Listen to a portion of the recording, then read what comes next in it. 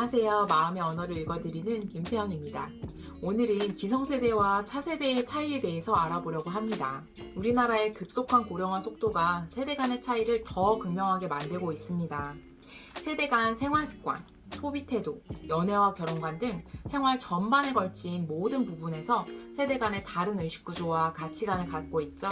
기원전 1700년경 고대 수메르 문자에 요즘 젊은이들은 참 버릇이 없다라고 명시되어 있습니다. 사실 세대 차이는 인류 역사의 시작부터 있었던 현상이죠. 그래서 기성세대는 항상 있었던 세대 차이로 인식을 하는 반면 차세대는 세대 갈등으로 받아들이고 있어 세대 간의 갈등에 대한 문제인식은 요즘 젊은 세대가 더 크게 느낀다고 하네요. 내가 속한 세대와 상대가 속한 세대를 이해해 그 차이를 좁혀가기 위해 기성세대와 차세대로 분류를 해 각 세대들이 갖고 있는 부정적인 인식과 세대별 특징들을 살펴볼게요.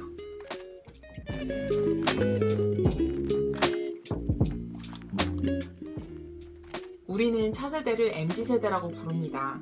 MZ세대라는 말은 1991년 닐 하우와 윌리엄 스트라우트가 출간한 세대들, 미국 미래의 역사라는 책에서 처음 사용되었는데 밀레니얼 세대의 M과 20세기의 마지막 세대라는 의미의 Z를 합해 만들어진 세대를 총칭한 단어입니다.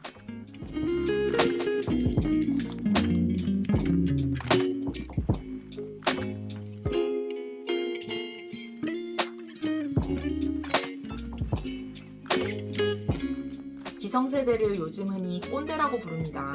꼰대는 백작이라는 프랑스 언어인데 백작이 지닌 특징은 권위적이고 자신만이 옳다라고 믿으며 자신의 행동에는 한없이 관대하다고 합니다. 젊은 세대가 바라본 기성세대는 말이 통하지 않고 엄격한 세대, 그리고 차세대의 의견을 경청하거나 수용해주지 않는 세대로 인식됩니다. 기성세대 하면 가장 먼저 떠오르는 말이 나 때는 말이야, 하라면 해, 내가 해봐서 아는데 등이 있죠. 아무리 선한 의도를 가지고 하는 말이라도 듣는 사람 입장에서는 답답하고 부정적인 인식이 가지 않을 수 없는 말인 것 같아요.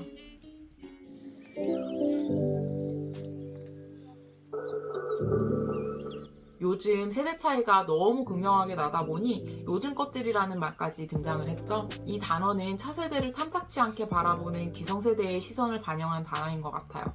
기성세대에게 MZ세대는 감정소연에 너무 솔직하고 책임감이 없으며 자기밖에 모르는 개인주의 또는 이기주의로 비춰질 때가 많습니다. 세대를 넘어 누구나 남에게 피해를 주거나 피해를 받는 것을 싫어하지만 MZ세대들은 그 부분에 특히나 민감한 특징이 있습니다.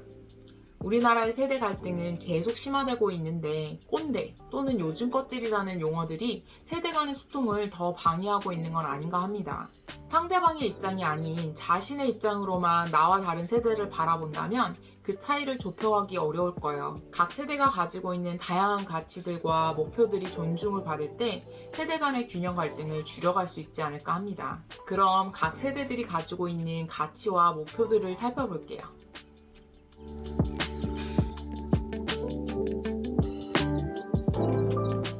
기성세대들은 공동체의 행복을 중요한 가치로 여깁니다. 그래서 기성세대들은 우리나라의 산업화와 민주화의 주역으로 선진국이 되기까지 기반들을 닦았고 여기까지 이끌어왔습니다. 기성세대의 충성과 희생정신으로 우리나라는 전쟁과 외환위기 그리고 몇 번의 금융위기를 이겨내왔다라는 사실을 절대 잊어서는 안 되겠죠. 기성세대는 스스로의 존재를 집단 속에서의 나로 인식을 해 어떤 결정을 함에 있어 조직의 체계와 순서를 먼저 고려합니다. 기성세대의 좋은 상사의 개념은 소통이 잘 되고 시간을 같이 보내주며 밥이나 술을 잘 사주는 사람입니다. 그리고 문제를 해결해주고 자식을 챙기는 아버지나 어머니와 같은 마음을 가진 사람은 좋은 리더로 여겨 타인에게도 그런 존재가 되어주려고 합니다. 기성세대는 일명 맵세대로 불리우는데 대략 방향을 알려주면 알아서 학습하고 업무를 처리해 나갑니다.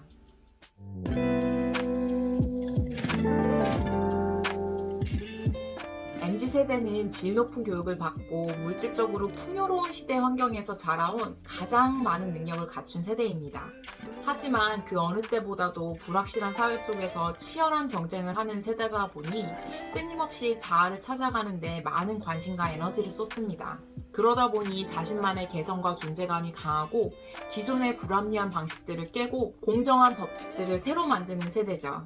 통계청 분석에 따르면 MZ세대는 우리나라의 전체 인구의 약 33.7%를 차지하고 있습니다.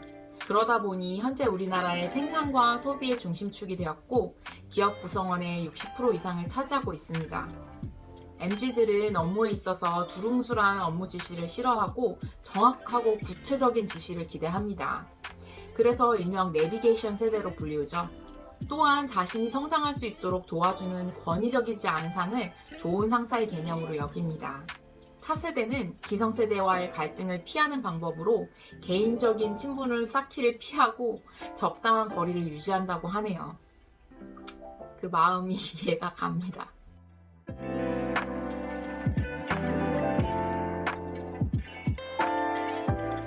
나이를 불문하고 기성세대의 사고방식을 가지고 있는 사람들을 우리는 꼰대라고 부르며 꼰대의 특징들을 가지고 있지 않으려고 노력합니다. 그리고 젊은 세대는 이기적이라는 오해를 받지 않고 색잡힐 만한 태도를 보이지 않기 위해 공손한 태도로 윗사람을 대하려고 노력합니다. 저는 나이로는 MZ세대에 속하지만 일명 낀세대로 분리돼서 기성세대와 차세대의 특징들을 다 가지고 있는 것 같아요.